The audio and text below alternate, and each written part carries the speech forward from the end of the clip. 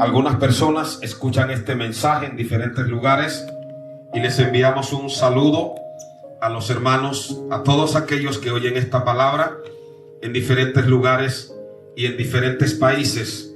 Continuamos con el capítulo 20 del libro de Apocalipsis y ayer hablamos acerca de la segunda venida de nuestro Señor Jesucristo. Si la venida de Cristo, la primera venida, fue una realidad, la segunda venida, no lo dude, que va a ser una realidad, porque Dios nunca deja nada a medias. Amén. Y ayer hablamos de que nuestro planeta, nuestro universo, se encamina hacia lo que nosotros llamamos el gran conflicto de los siglos. La palabra nos habla de un rey o de un líder político que va a reinar aquí en la tierra, el anticristo. Ese anticristo va a ser promocionado por lo que la palabra llama el falso profeta. Y esa enseñanza que va a impartir el falso profeta va a provocar que muchísima gente, millones de personas, acepten lo que se conoce como la marca del anticristo, que la Biblia llama el 666. Eso va a conducir a un deterioro moral, espiritual, a una manifestación demoníaca como nunca la ha habido en la faz de la tierra, y luego también a una serie de juicios que yo he enseñado, que se conoce como los juicios de la tribulación. Cuando esos juicios lleguen al final, el Señor Jesucristo va a volver literalmente como se fue de aquí de la tierra. Nos dice en el capítulo 19 que el anticristo, juntamente con algunas naciones, la palabra habla del rey del norte, que proféticamente equivale a Rusia, habla de los reyes del oriente, de China, de Japón, Pakistán, habla de los reyes del sur, que tiene que ver con los árabes. Ellos van a reunir sus ejércitos para hacerle frente al que viene en las nubes. Y nos dice la palabra que el Señor, con el espíritu de su boca, o sea, con su palabra, se encargará de estos rebeldes. Amén. Vamos al capítulo 20, vamos a darle continuidad. Y nos dice: vi un ángel que descendía del cielo con la llave del abismo y con una gran cadena en la mano, y prendió al dragón, la serpiente antigua, que se llama Diablo y Satanás, y lo ató por 1000 años, y lo arrojó al abismo, y lo encerró, y puso sus sellos sobre él, para que no engañase más a las naciones, hasta que fuesen cumplidos 1000 años. Después de esto debe ser desatado por un poco de tiempo. Y vi tronos, y se sentaron sobre ellos los que recibieron facultad de juzgar. Y vi las almas de los decapitados por causa del testimonio de Jesús y por la palabra de Dios, los que no habían adorado a la bestia ni a su imagen, y que no recibieron la marca en sus frentes ni en sus manos, y vivieron y reinaron con Cristo 1000 años. Pero los otros muertos no volvieron a vivir hasta que se cumplieron 1000 años. Esta es la primera resurrección. Bienaventurado y santo el que tiene parte en la primera resurrección. La segunda muerte no tiene potestad sobre estos, sino que serán sacerdotes de Dios y de Cristo, y reinarán con él 1000 años. Pueden tomar asiento, y que el Señor bendiga su palabra. Ayer les hablé acerca de un acontecimiento escatológico que la palabra llama el milenio. Hay 3 puntos de vista teológicos acerca de lo que es el milenio. La palabra milenio viene del latín millennium, 1000 años. Hay una escuela de un teólogo llamado Lightfoot que dice que no hay tal cosa como milenio, y lo espiritualiza todo. Hay otra escuela de otro teólogo llamado Darby que dice que el milenio se cumplirá porque el mundo irá mejorando de tal manera que Cristo encontrará el mundo tan perfecto que ahí es cuando se cumplirá el milenio. Pero hay una escuela que es la premilenianista, que se toma el milenio de una manera literal como está en la Biblia. De hecho, la palabra milenio aparece 6 veces en estos versículos. ¿En qué consiste el milenio? Dios, desde la creación del ser humano, ha tratado con el ser humano a través de períodos. En teología, eso se llama dispensación. La primera dispensación se conoció como la dispensación de la inocencia, cuando Dios creó a Adán y a Eva y los sometió a un periodo de prueba. Cuando el ser humano falló, entramos en otra dispensación que se conoce como la dispensación de la conciencia. Esa dispensación de la conciencia terminó con el juicio del diluvio. La tercera dispensación se conoce como la dispensación de la promesa. Cuando Dios llama a Abraham, lo salva, le dice: benditas serán en ti todas las familias de la tierra.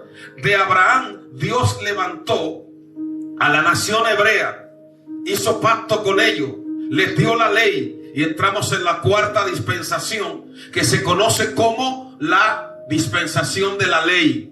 Luego, a través de ese conocimiento de la ley, se establecen los reyes, y entramos en la quinta dispensación, la dispensación del reino, que terminó con el juicio de la cautividad del pueblo hebreo en Babilonia. Ahora estamos en la sexta dispensación, que es la dispensación de la gracia. Empezó cuando Jesús entregó por nosotros su sangre en la cruz del Calvario. Juan 3:16 dice: porque de tal manera amó Dios al mundo, que ha dado a su Hijo unigénito, para que todo aquel que en él crea no se pierda, sino que tenga vida eterna. ¿Cuánto le damos a Dios la gloria? Y Jesús dijo: yo soy el camino, la verdad y la vida. Nadie va al Padre sino por mí. Nadie se puede salvar por el color de su piel, por su cultura, por su conocimiento intelectual, por el dinero que tenga, por la religión que profese. El único que nos salva se llama Jesucristo. ¿Cuántos pueden adorar al Señor? A Dios sea la gloria. Esta dispensación, que se conoce como la dispensación de la gracia o del Espíritu Santo, va a finalizar con los juicios de la gran tribulación.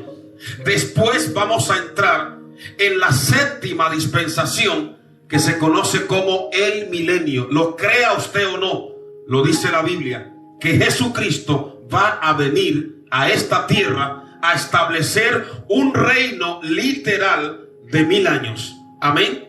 Es lo que se llama el milenio.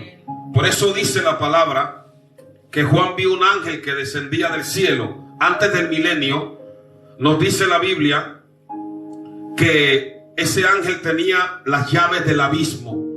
El abismo en la Biblia es el lugar donde están confinados los demonios, ciertos espíritus malignos que se rebelaron contra Dios de tal manera que Dios los ha guardado en prisiones de oscuridad. Hoy hay personas que no creen en el diablo.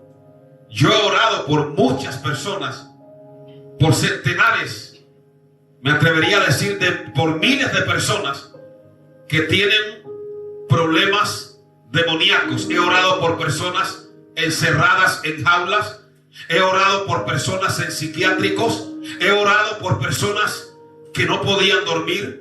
Recuerdo una mujer que cuando ella se acostaba sentía como que salían animales de su cuerpo, pero nunca los veía. Eso no tiene explicación científica.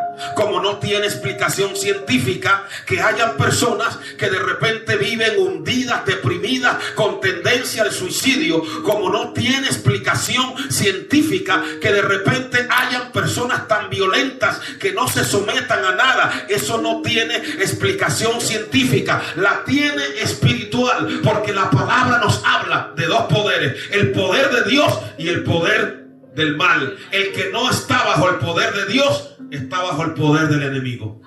Y ese enemigo, nos dice la Biblia, que se disfraza como ángel de luz para engañar a las personas. Y dice que les pone una venda para que no les resplandezca la luz del evangelio de la gloria de Cristo. ese ser es el que se ha encargado de producir regímenes ateos que niegan la existencia de Dios. Yo no creo que pueda haber un pan sin que haya un panadero. No creo que pueda haber leche sin que haya una vaca. No creo que haya un poema sin que haya un poeta. Si hay vida es porque alguien la creó. Y la vida es tan sublime que no pudo surgir por accidente o por casualidad. Dios es el autor de la vida. Pero el enemigo le ha cegado la mente a las personas para que crean o que vienen del mono, o que son producto de un accidente, o que ellos de repente aparecieron aquí y que nadie les creó, y así los tiene adormecidos para que no crean en Dios y sean condenados, y cuando ellos mueran se pierdan por la eternidad. Ese enemigo va a ser confinado por 1000 años. Dice que el ángel prendió al dragón, la serpiente antigua, que se llama Diablo y Satanás, y lo ató por 1000 años. En esos 1000 años Satanás va a estar confinado en el abismo, pero la iglesia de Jesucristo, los que hayan sido tenidos por dignos, van a reinar con Cristo esos 1000 años aquí en la tierra. Por eso el versículo 4 dice: y vi tronos, y se sentaron sobre ellos los que recibieron facultad de juzgar. Y oiga bien, vi las almas de los decapitados. El alma del ser humano tiene un valor enorme delante de Dios. El alma no se puede oler, el alma no se puede ver en un microscopio, el alma no se puede someter a un tubo de ensayo, pero el alma es esa parte espiritual que hay dentro de nosotros que Dios nos dio. Cuando Dios creó al primer hombre, Adán, de hecho el vocablo Adán viene del hebreo Adama, que significa formado de la tierra. Era una figura de barro. Pero ¿qué hizo Dios? Sopló sobre él y le dio aliento de vida. Le dio el espíritu. A través de mi cuerpo soy consciente del mundo exterior. A través de mi alma soy consciente de mi mundo interior. Y por mi espíritu soy consciente de que hay un Dios. Y que ese Dios merece ser reconocido y adorado. Cuando el alma muere, cuando una persona muere, su alma sale de su cuerpo, su espíritu. Si esa persona obedecía a Dios, vivía en armonía con la palabra, su alma va a un lugar de reposo. Por eso estas personas que Juan ve aquí, que habían sido perseguidas por el anticristo, decapitadas por causa de su testimonio, Juan las vio. Pero ¿cómo las vio? Nos dice la palabra que no habían adorado a la bestia ni a su imagen, no habían adorado, no se habían dejado vencer por la idolatría, por el culto al anticristo promocionado por el falso profeta. Y entonces dice la palabra, vivieron. Aquí nos habla de lo que es la resurrección. En griego, anastasis, volver a vivir. Vivieron. Los que creemos en Dios, los que creemos en Cristo, creemos en algo que se llama la resurrección. Jesús dijo: yo soy la resurrección y la vida. El que cree en mí, aunque esté muerto, vivirá. ¿Cuánto le damos a Dios la gloria? Y no solo creemos en la resurrección, es que hay testimonios bíblicos del poder de Dios para resucitar. En el Antiguo Testamento hay un caso de una mujer que Dios le había dado un hijo. Ese hijo murió y el Señor lo resucitó a través de Elías. Hay otro caso donde Dios resucitó a través de Eliseo. Y en el Nuevo Testamento es muy conocida la resurrección de Lázaro. Lázaro muere, a Lázaro lo entierran y está 4 días en el sepulcro, donde el proceso de deterioro biológico. Yo trabajo con enfermos en un hospital y yo sé lo que ocurre cuando muere una persona, porque me toca muchas veces recoger los cuerpos de los fallecidos. Yo sé el proceso que se da. Y ya Lázaro llevaba 4 días deteriorándose, 4 días en un estado de putrefacción. Pero Jesús se paró delante de la tumba de Lázaro y dio la palabra, y Lázaro volvió a la vida. Y dice la palabra de Dios que la hora viene cuando todos los que están en los sepulcros y hayan sido gente fiel, creyente, oirán la voz del Hijo de Dios, y los que hicieron lo bueno saldrán a resurrección de vida. Gloria a Dios. Aquí nos habla la palabra de Dios de un grupo que va a resucitar. Son los que se llaman los mártires de la tribulación. ¿Quiénes van a entrar y a participar del milenio? Número 1, la iglesia. Número 2, los santos del Antiguo Testamento, los creyentes como Daniel. A Daniel, en Daniel 12 se le dijo: tú irás y reposarás y te levantarás para recibir tu herencia. Amén. Y los mártires de la tribulación. Amén. ¿Cuántos pueden bendecir al Señor? Ahora, miren la diferencia entre lo que es la primera resurrección, que es una resurrección de vida, y la segunda resurrección, que es una resurrección de muerte. Luego lo voy a explicar con más detalle.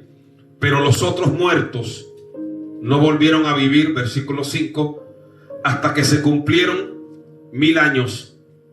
Dice: esta es la primera resurrección. Bienaventurado y santo el que tiene parte en la primera resurrección. La segunda muerte no tiene potestad sobre estos, sino que serán sacerdotes de Dios y de Cristo, y reinarán con él 1000 años. Oiga bien, habla de un reinado aquí en la tierra de 1000 años que se conoce como el milenio. Quiero darles algunas características que van a imperar durante el milenio. Número 1, en esos 1000 años de reinado de Cristo, que se conoce como la teocracia, un reinado teocrático.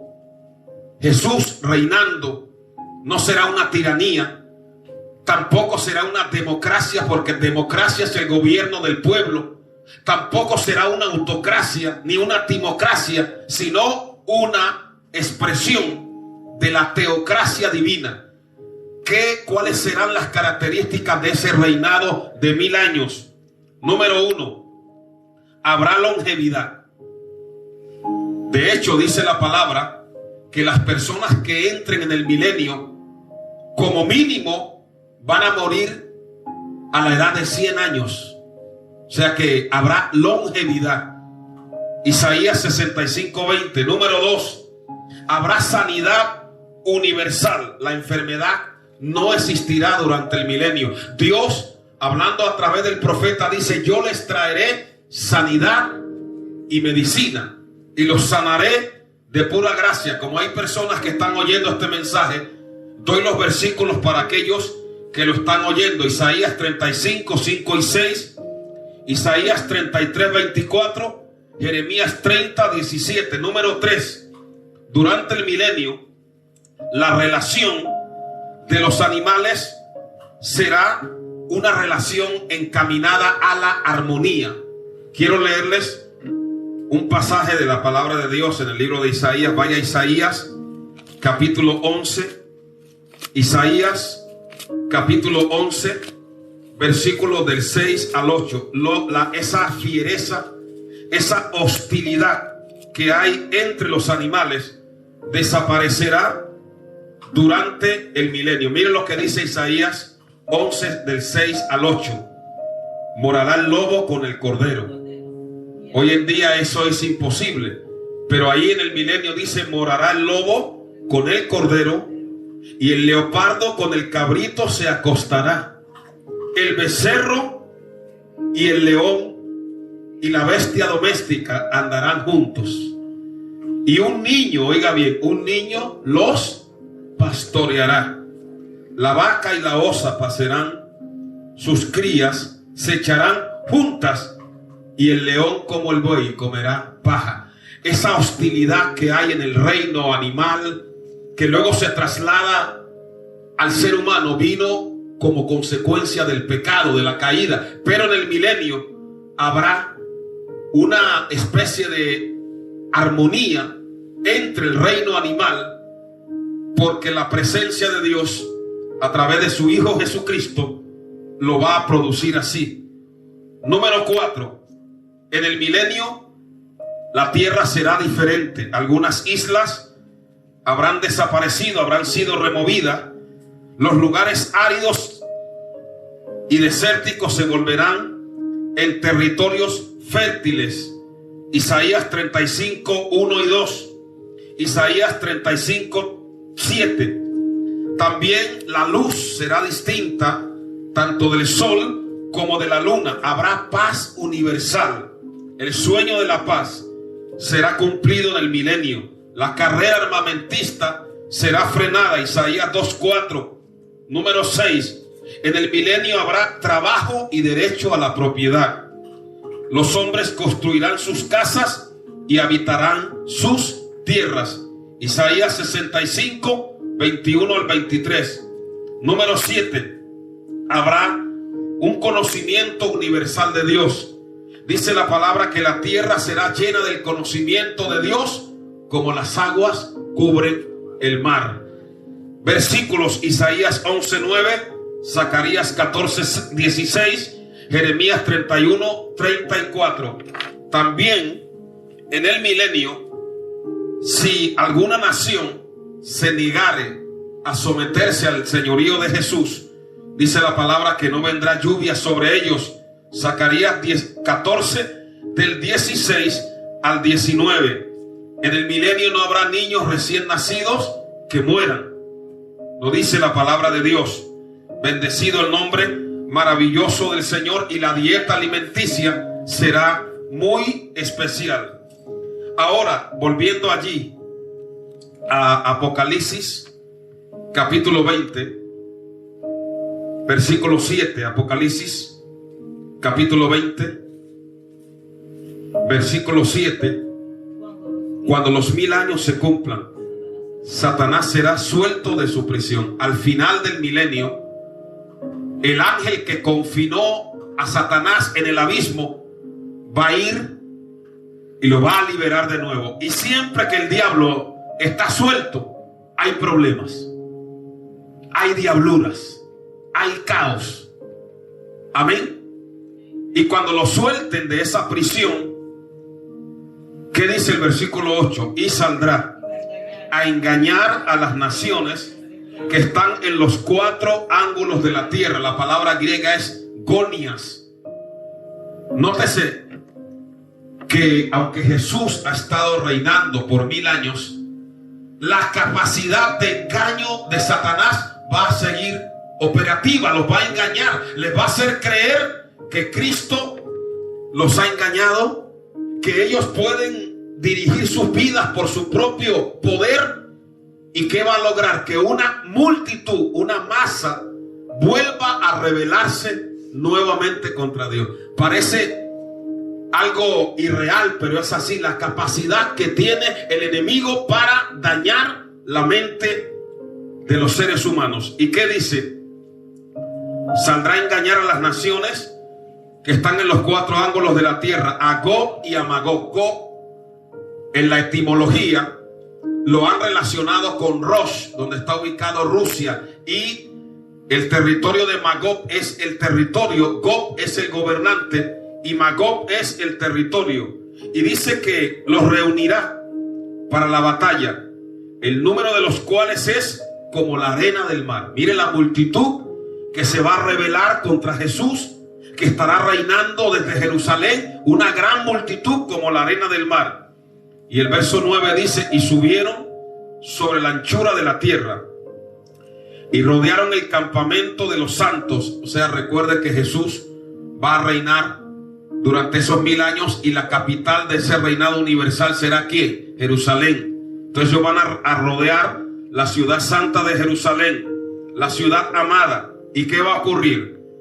Al final del versículo 9: y de Dios descendió fuego del cielo y los consumió. Así como Dios hizo caer fuego del cielo sobre Sodoma y Gomorra, lo hará caer sobre estos rebeldes.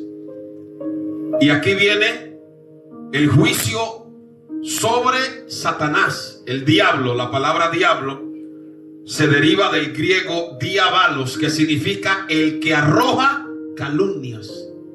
El diablo que los engañaba. Verso 10. Fue lanzado al lago de fuego. ¿Qué es el lago de fuego? Es un lugar preparado donde van a estar por la eternidad todos aquellos que desobedecieron a Dios y se rebelaron contra Él. Note bien que así como los hijos de Dios van a estar en la nueva Jerusalén. Recuerde lo que dijo Jesús en Juan capítulo 14: en la casa de mi Padre muchas moradas hay. Voy pues a preparar lugar para vosotros, y si me fuere y os prepararé lugar, vendré otra vez y os tomaré a mí mismo, para que donde yo estoy, vosotros también estéis. Así como los hijos de Dios van a estar en un lugar especial, los que le sirvieron a Satanás.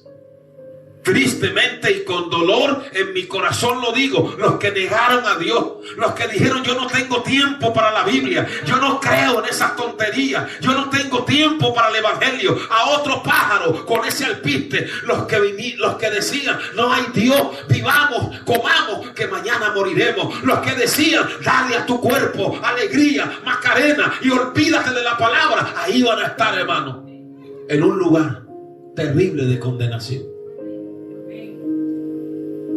Amén.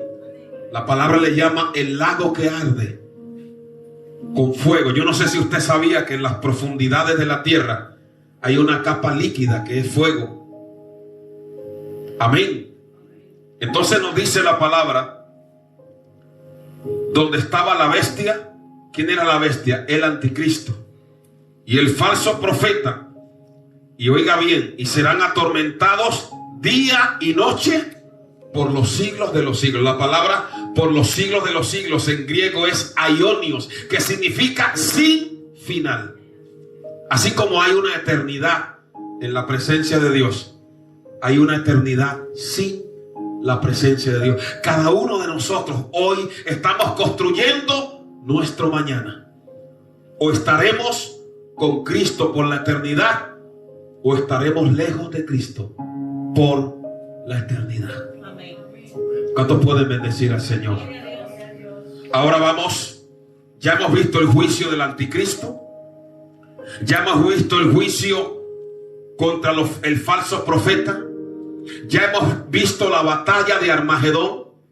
El juicio sobre aquellas naciones rebeldes que van a levantarse contra Dios. Ya hemos visto el juicio contra Satanás. Y ahora vamos a ver lo que se conoce como el juicio final. Amén. ¿Qué es este juicio?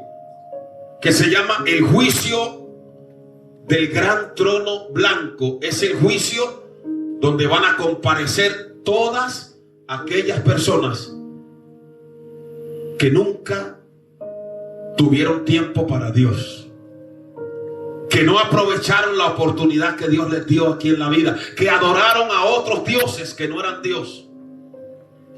Vamos a ir a Apocalipsis capítulo 20, versículo del 11 en adelante. Cuando ya lo tenga, puede decir amén.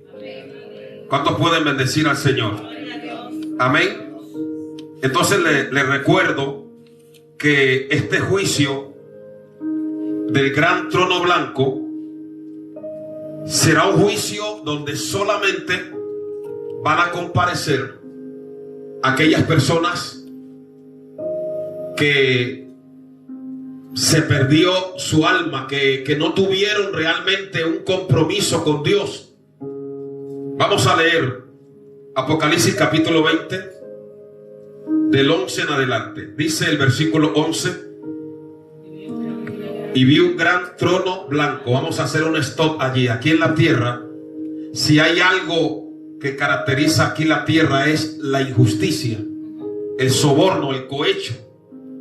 Cuando usted comparece, muchas veces delante de un juez, usted tiene la impresión de que no se le va a hacer justicia. Pero este trono que está viendo Juan es un trono de justicia. Por eso dice que es un trono ¿qué? Blanco.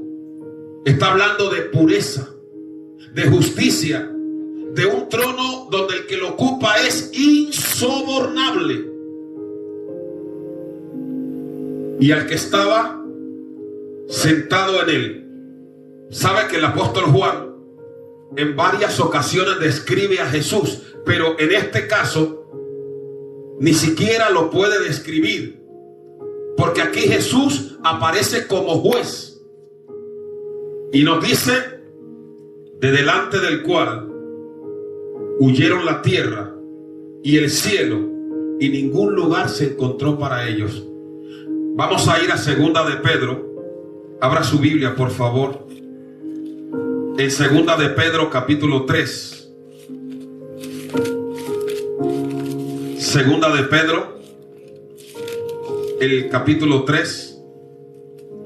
Allí nos habla de esa experiencia que vio Juan, o que tuvo Juan, cuando vio que los cielos y la tierra desaparecían ante la majestad del que estaba en aquel trono blanco.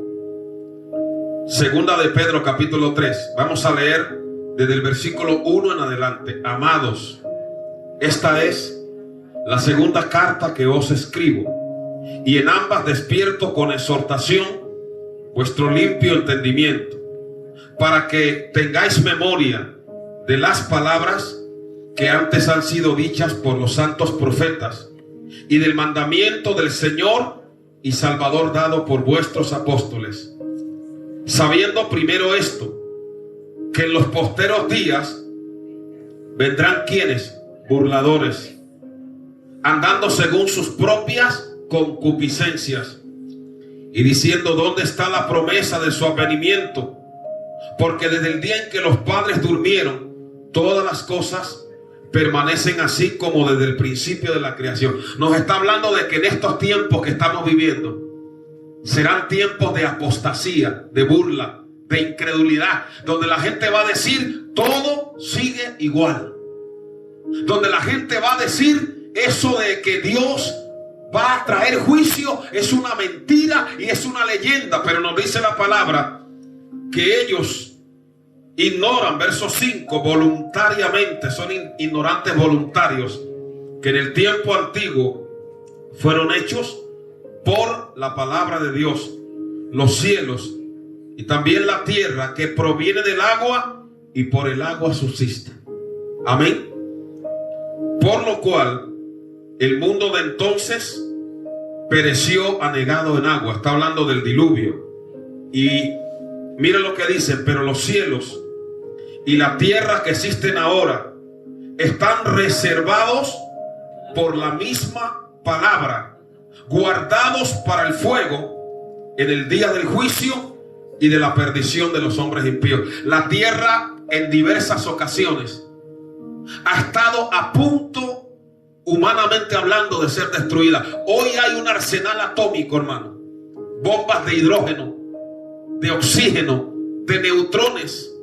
Hay un arsenal de armas nucleares que podría destruir la tierra más de 4.300 veces la tierra que hay. Pero ¿por qué la tierra no ha sido destruida? Hubo un momento cuando la antigua Unión Soviética y Estados Unidos estuvieron a punto de entrar en un conflicto que hubiera acabado prácticamente con la humanidad. Corea del Norte, China. ¿Por qué la tierra no ha podido ser destruida? Porque nos dice la Biblia que la palabra de Dios preserva este universo. Todavía Dios preserva, todavía Dios tiene misericordia. Todavía aún en China, que es un régimen ateo, hay millones de personas. Porque mire, por mucho que se le enseñe a una persona que no hay Dios, hay una necesidad tan grande en el corazón de la persona que tiene la necesidad de buscar a Dios. Porque cada persona tiene un vacío del tamaño de Dios y no lo puede llenar ni la droga ni el sexo, no lo puede llenar ningún vicio. El que llena el corazón se llama llama Jesucristo. ¿Cuánto le damos a Dios la gloria? Dice la palabra: mirad a mí todos los términos de la tierra y sé salvo. Una persona puede tener el amor de su vida al lado, pero si no tiene a Cristo, todavía tiene un vacío, porque un día el amor de su vida se va a morir, o se va a ir, o lo va a dejar. Pero aunque ese amor de su vida lo deje, el amor de Dios nunca lo va a dejar. Cuando le damos a Dios la gloria. Una persona puede tener el mejor coche y sentir un vacío. Una persona puede ir a Marte, a Júpiter, a Saturno o a Venus y todavía tener un vacío. Una persona puede llenar todo el oro y tener todo el oro y la plata del mundo y tener un vacío enorme, porque ese vacío, repito, solo lo llena el Espíritu de Dios. No lo llena un ídolo, no lo llena una imagen. Dios es espíritu, y los que le adoran es necesario que le adoren y le busquen en espíritu y en verdad. ¿Cuántos pueden darle a Dios la gloria? Lo mejor que uno puede hacer es abrir el corazón y entregárselo a Jesucristo. Dile: Señor, llena mi corazón, dame fe, abre mi entendimiento para que yo pueda entender quién es Dios. ¿Cuál es el propósito de Dios? ¿Por qué estoy aquí en la tierra?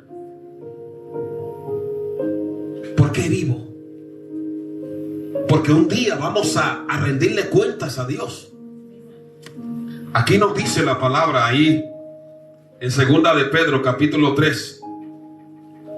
Mas, oh amados, el versículo 8: no ignoréis esto, que para con el Señor un día es como 1000 años, y 1000 años como un día. Está hablando de términos de eternidad.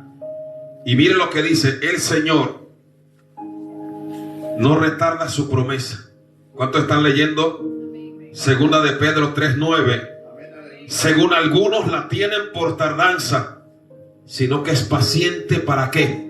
Para con nosotros. ¿Cuánto ha esperado Dios por nosotros? ¿Cuánto esperó Dios por usted? ¿Cuánto esperó Dios por mí?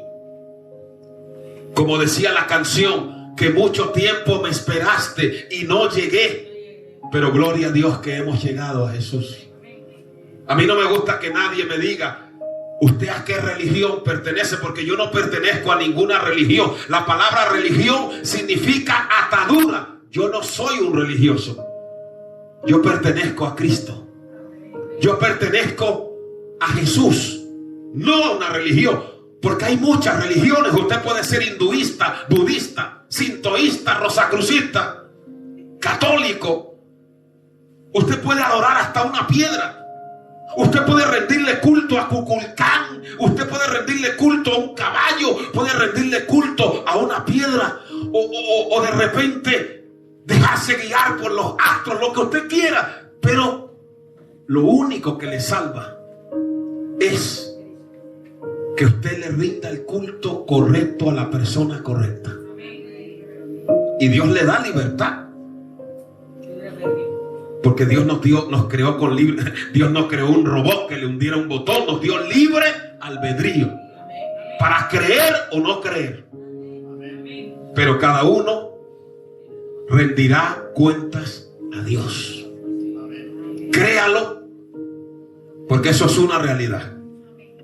Entonces dice la palabra que Dios es paciente para con nosotros, no queriendo que ninguno perezca, sino que todos procedan al arrepentimiento. Pero el día del Señor vendrá como ladrón en la noche, en el cual los cielos pasarán con gran estruendo, y los elementos, está hablando de los elementos que conforman este planeta, el radón, el neón, el helio, esos elementos, nos dice la palabra, ardiendo serán deshechos, y la tierra y las obras que en ella hay serán quemadas.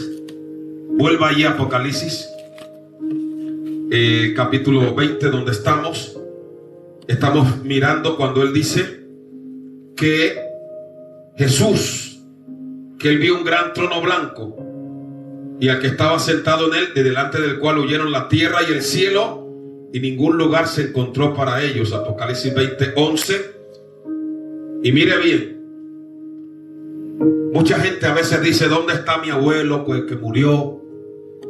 Yo estuve en un país donde ellos creen que nadie se muere por accidente, sino que se muere porque algo provocó. Si alguien muere en Suiza o muere en Noruega, ellos hacen una ceremonia y en ese país ellos se comunican con el espíritu del muerto. Y mucha gente dice, bueno, ¿dónde está mi abuela, mi bisabuela? Toda esa gente que forma parte de la colección de la foto, ¿dónde están? Porque ya murieron. Bueno, aquí nos dice Juan, vi a los muertos. Verso 12, grandes y pequeños. ¿Por qué habla de grandes y pequeños? Está hablando de estatus social. Está hablando de personas que creen que son tan grandes que nunca van a morir, que tienen un pacto con la muerte. Pero se muere el rico y se muere el pobre. Se muere el ladrón y el policía que lo perseguía. Se muere el acusado y el juez que lo juzgaba. Por eso dice, vi a los muertos grandes y pequeños. Está hablando de estatus social, no de niños. Porque Jesús dijo que de los niños es el reino de los cielos. Amén. Está hablando de rango social, de niveles. Amén. Y dice, de pie ante Dios. El juicio será en algún lugar del espacio. Y los libros fueron abiertos. ¿A qué libro se refiere? ¿Sabía usted que usted es como un libro cerrado? Usted no me conoce a mí. Yo no lo conozco a usted. Pero ante Dios somos un libro abierto. Y toda nuestra vida va a salir delante de Dios. Lo que hicimos bueno, lo que hicimos malo, las motivaciones. Por eso dice que los libros, yo me imagino, imagínate una multitud de pie ante Dios. Y todos ahí esperando tal vez la última oportunidad. Y cuando se abran los libros y el Señor le diga, ¿te acuerdas aquel día que tuviste la oportunidad de oír mi palabra? ¿Te acuerdas aquel día cuando alguien te predicó? ¿Te acuerdas de aquella Biblia que tenías guardada en el armario, cubierta de polvo, y nunca la leíste? Y se abrirán los libros. ¿Te acuerdas del tiempo que tú invertías y nunca sacaste tiempo para venir a mi presencia y a mi casa? Se abrirán los libros. Pero ¿sabes qué libros también se van a abrir? Los 66 libros de la Biblia. Y se van a abrir los libros. Y nos dice la palabra, y otro libro fue abierto, el cual es el libro de la vida. ¿Qué es el libro de la vida? Vamos a mirar algunos detalles acerca de lo que es el libro de la vida. Y cuando nosotros miramos las escrituras, nosotros vemos que la palabra de Dios nos habla de lo que nosotros conocemos como el libro de la vida. ¿Y qué nos dice? Cuando Moisés salió de Egipto, en el libro de Éxodo, él oró a Dios por el pueblo de Israel y le dijo a Dios, Señor, si tú no me escuchares, bórrame de tu libro que has escrito. ¿Y qué le dijo Dios? Al que pecare, a ese borraré yo de mi libro que he escrito. El apóstol Pablo hablaba de una serie de hombres y mujeres cuyos nombres estaban inscritos en el libro de la vida. El libro de la vida es el libro donde Dios inscribe a todas aquellas personas que aceptan al autor de la vida, que es nuestro Señor Jesucristo. Cuando usted está escrito en el libro de la vida, cuando usted reconoce que es pecador. Hay gente que cuando oye la palabra pecado, como que se queda así como pensativo. La palabra pecado en el original tiene 5 aplicaciones. Hay 5 palabras para pecado. Una es la palabra anomía, que significa ilegalidad. Otra es la palabra amartias. Otra es la palabra adiquía, que significa injusticia. Otra es la palabra errar al blanco, desviarse. ¿Qué es un pecado? Es fallar en el objetivo que Dios tenía para mí. No ser lo que Dios quería que yo hiciera, que yo fuera. Entonces, las personas que cuando se convierten a Cristo, automáticamente el nombre de ellos es escrito en el libro de la vida. Amén. Y todo lo que haya hecho la persona, su pecado, queda borrado, queda sepultado. Dice, y nunca más me acordaré de sus rebeliones. Amén. Ahora, el que no se convierte a Cristo, sus pecados están como un libro abierto delante de Dios. Le voy a poner un ejemplo. Quiero que vaya conmigo al Evangelio de Juan rápidamente. Evangelio de Juan. Evangelio de Juan, capítulo 8. Bendito sea el nombre del Señor. Vamos rápido al Evangelio de Juan. Vamos ya camino hacia el final. Evangelio de Juan, capítulo 8. Sea bendito el nombre del Señor. Y vamos a leer desde el versículo 2 en adelante.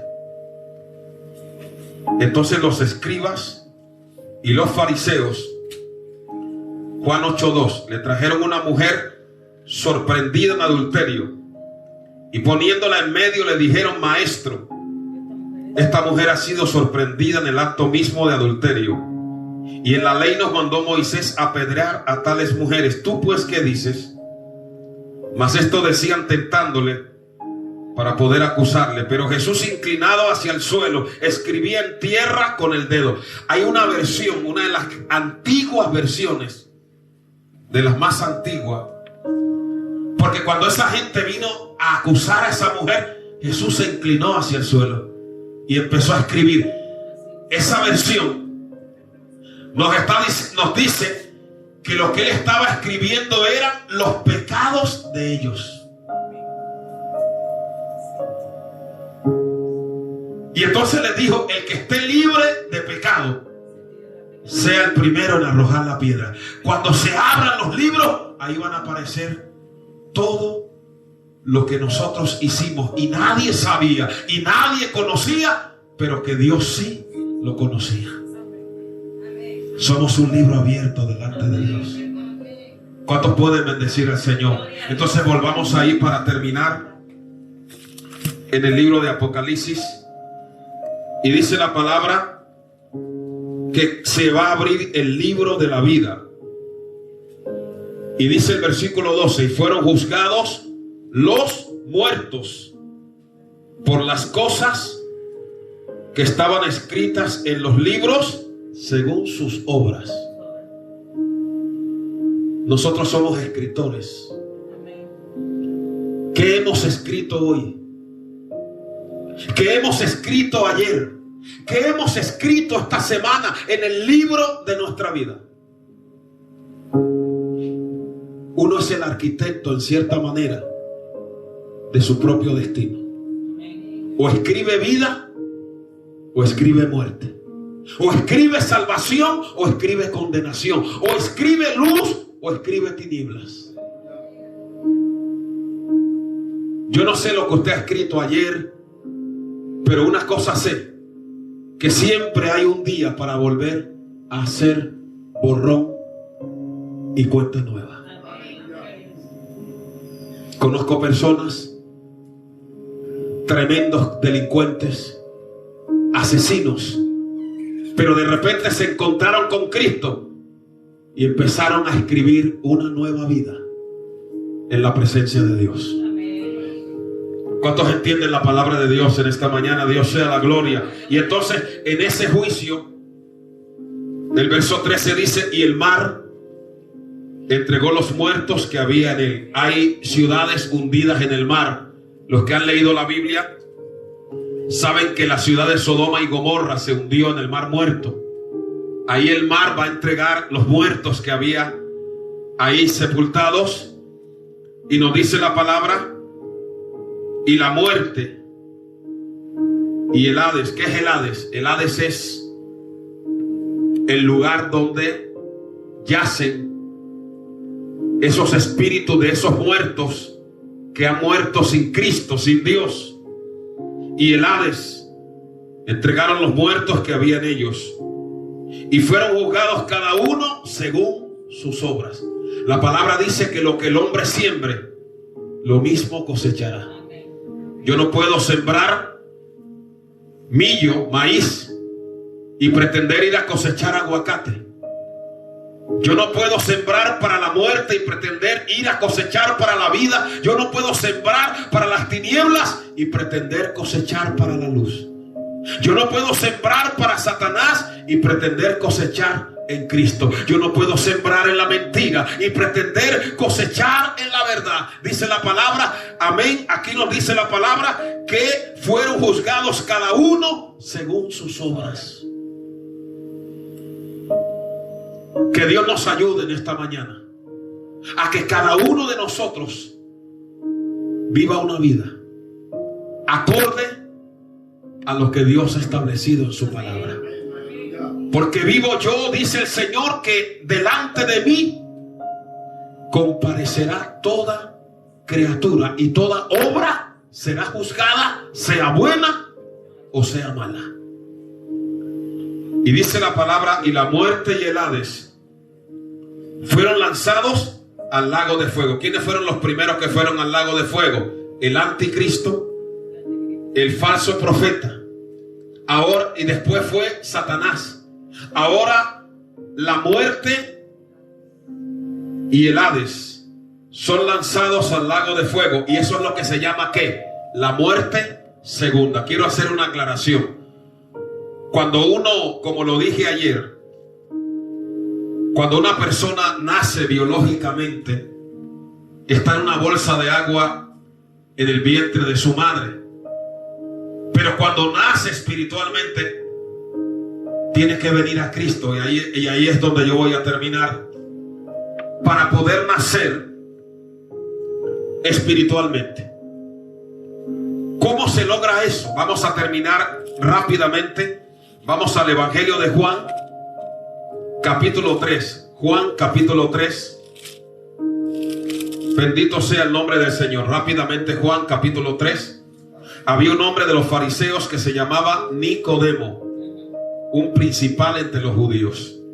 Este vino a Jesús de noche y le dijo: Rabí, sabemos que has venido de Dios como maestro, porque nadie puede hacer estas señales que tú haces si no está Dios con él. Nicodemo era un religioso.